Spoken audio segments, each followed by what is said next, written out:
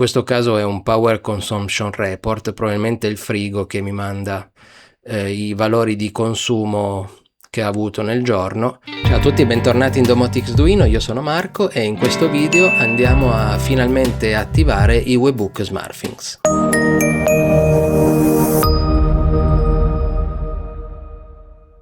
Partiamo subito andando a vedere il mio repository GitHub in cui ho pubblicato il progetto che ci dovrebbe aiutare a gestire l'integrazione con l'API e il webbook di SmartThings. Il progetto si chiama Generic API to MQTT e non gestisce solo SmartThings, ma in teoria gestisce qualunque tipo di provider di API e di webbook, perché è un progetto modulare e quindi è possibile sviluppare solo l'integrazione mancante per poterlo utilizzare anche per altre piattaforme che non sono attualmente gestite. Il progetto va a sostituire in toto Switchbot API to MQTT che seguiva più o meno le stesse logiche, ma era verticale solo sulla piattaforma Switchbot.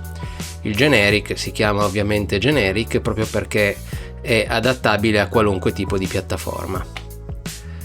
Andiamolo a vedere, l'ho pubblicato proprio poco fa.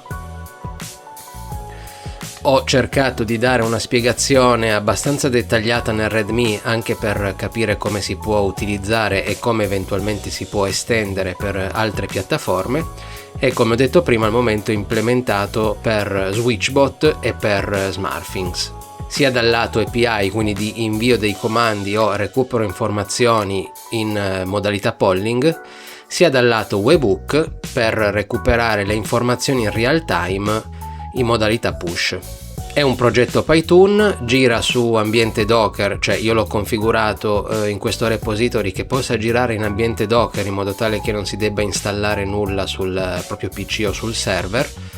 Ovviamente nulla vieta di farlo girare anche su un runtime Python direttamente installato sulla macchina. Oltre alla descrizione di quello che fa, ho dato una spiegazione su come si deve configurare il file di configurazione che si occupa appunto di gestire configurazioni globali e configurazioni mirate sulla singola piattaforma.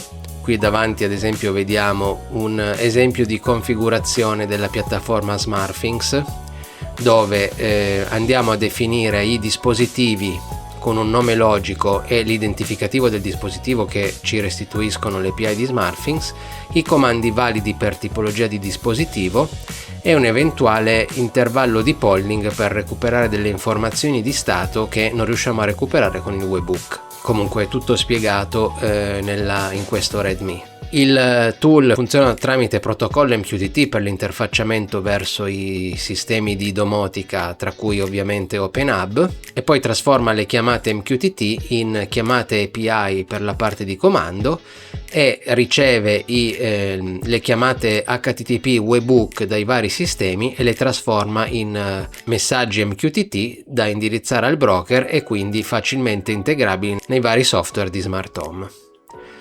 Anche qui ho dato delle spiegazioni di come devono essere fatti i payload dei messaggi MQTT per poter appunto interagire con i diversi dispositivi. Adesso non volevo dilungarmi troppo sul funzionamento di questo software che appunto dovrebbe essere spiegato qui, ma volevo solo farvi vedere l'implementazione fatta per SmartThings. Quindi vado all'interno nella cartella in cui c'è il codice di SmartThings, che ci permette di gestire il ciclo di vita della nostra smart app SmartThings per poter appunto configurare e ricevere i webbook dei nostri dispositivi. Qui c'è il codice che appunto risponde alle chiamate che arrivano via post nel ciclo di vita della smart app, dalla configurazione alla visualizzazione delle pagine di configurazione fino all'installazione, all'eventuale aggiornamento e disinstallazione, e poi il fulcro principale che è la gestione degli eventi, quindi il ricevimento degli eventi dei nostri dispositivi che la piattaforma SmartThings ci invia in tempo reale. Una volta ricevuto l'evento, il sistema, questo software, lo trasforma in oggetto MQTT su un particolare topic che è quindi facilmente identificabile ed integrabile in OpenHub e altri software di domotica. Quindi installato questo software su un server, un dispositivo comunque che ha accesso al broker MQTT su cui è gestita la domotica. Deve essere ovviamente raggiungibile tramite HTTPS su IP pubblico, e per fare questo ovviamente ci sono diverse configurazioni. Una l'ho spiegata nel Redmi qua sotto, dove parlo dei webbook. Comunque si è liberi di fare un po' la configurazione di rete che più aggrada e più è fattibile all'interno del proprio ambiente.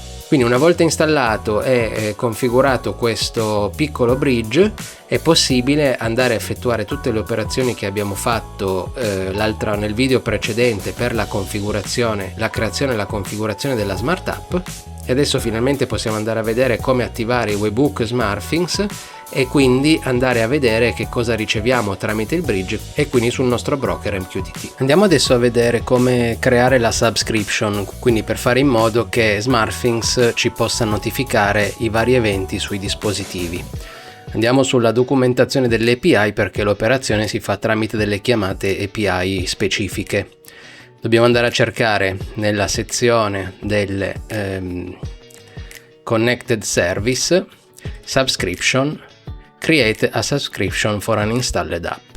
Questa è l'API che ci permette di appunto andare a decidere su quali dispositivi vogliamo attivare i nostri eventi. Bisognerà andare a gestire il token di autorizzazione per chiamare queste API. Adesso vediamo come fare, perché il token di autorizzazione l'abbiamo ricevuto nei vari payload che ci ha inviato la nostra Smart App nel ciclo di vita di configurazione e installazione. E poi dobbiamo andare a specificare qual è il device ID su cui vogliamo attivare la subscription. Poi, volendo, ci sono altri filtri. Se uno vuole attivare tutti gli eventi di un dispositivo, semplicemente specifica il device ID e il resto non tocca nulla. Io adesso vi faccio vedere l'ultimo payload di install che ho ricevuto quando abbiamo fatto nell'altro video l'installazione dell'applicazione della Smart App. È questo qua, dove c'è la scritta install rossa. E come vedete, tra tutti i parametri che ci sono abbiamo l'out token, il refresh token e l'installed app ID. Queste sono le informazioni che ci servono per effettuare la subscription. L'authorization token è il token che dobbiamo mettere nella chiamata API per appunto farcela autorizzare, per essere autenticati. Questo token vale 24 ore, quindi se il payload di install è arrivato tanti giorni fa, non è più valido. Il refresh token invece vale 30 giorni e ci permette, tramite un'ulteriore chiamata API, di generare un nuovo out token valido per 24 ore. Quindi nel mio caso, visto che questa chiamata è arrivata un po' di giorni fa, utilizzerò il refresh token per ottenere un nuovo out token e chiamare l'API di subscription. Ok, allora apriamo Postman e andiamo ad effettuare la chiamata API al URL o out token. Qui all'interno di questa chiamata dobbiamo utilizzare l'authorization di tipo basic e andare a mettere come username il client ID e come password il secret key che abbiamo generato quando abbiamo creato la Smart App nel nostro workspace SmartThings. Nel caso in cui li abbiamo persi, possiamo andare sul workspace, troviamo il client ID e possiamo rigenerarci un nuovo secret key. Questi li andiamo a mettere quindi nell'authorization di questa chiamata, e il body deve essere di tipo form URL encoded. Dobbiamo andare a passare questi parametri: grant type refresh token, il refresh token è il refresh token che abbiamo preso prima dal payload dell'install, e il client ID è il client ID che abbiamo utilizzato anche nell'authorization. Facciamo questa chiamata di tipo post ed otteniamo un nuovo access token e un nuovo refresh token. Quindi andiamo adesso a chiamare l'API per la creazione della subscription, quindi una post di installed app, poi gli mettiamo l'installed app ID che abbiamo recuperato prima dal payload di install, /subscriptions. Nel payload di tipo raw JSON andiamo a mettere come source type device, e nel blocco device andiamo a mettere il device ID di uno dei dispositivi su cui vogliamo attivare gli eventi.